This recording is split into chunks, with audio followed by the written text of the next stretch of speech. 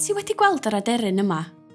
Dyma frân gwisgoch, un o'r nifer o drigolion pluog hardd y Carniddau. Dim ond 433 o barau magu sydd yn y DU ac yn Ynys Manaw i gyd. Ac o'r poblogaeth hon, mae 236 o'r parau hyn yng Nghymru. Mae hynny'n 55% o'r boblogaeth cyfan. Mae brain coesgoch i'w gweld ar draws y Carniddau, o Gonwy i Lanfairfychan a'r holl ffordd lawr i Fethesda. Mae'n fraint fawr cael yr adar bendigedig yma, felly mae'n bwysig cefnogi cadwraeth yr rhywogaeth hon yng Nghymru. There are a number of different habitat types in the Carniddau mountain range, creating a mosaic across the landscape.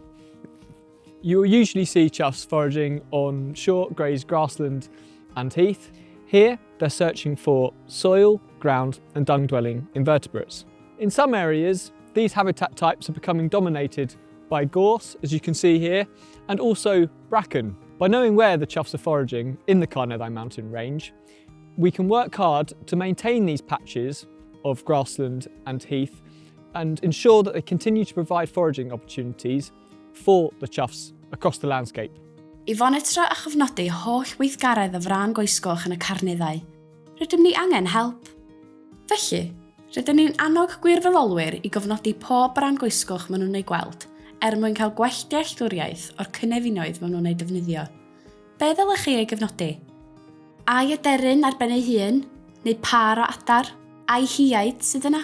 Nodwch sawl brân goesgoch rydych chi'n ei gweld. Be maen nhw'n ei wneud? Ydyn nhw'n chwilota? Diogi? Hedfan? Lle rwyt ti? Mae'n bosib i chdi nodi dy union leoliad mewn nifer o wahanol ffyrdd, ond mae'n debyg mae'r hawsaf ydy gollwng pen ar Google Maps ar dy ffôn. Y ffigurau hyn ydy hydred a lledred y leoliad. Ac yn olaf, dylid nodi'r dyddiad ar amser pan welwch chi'r brain coesgoch.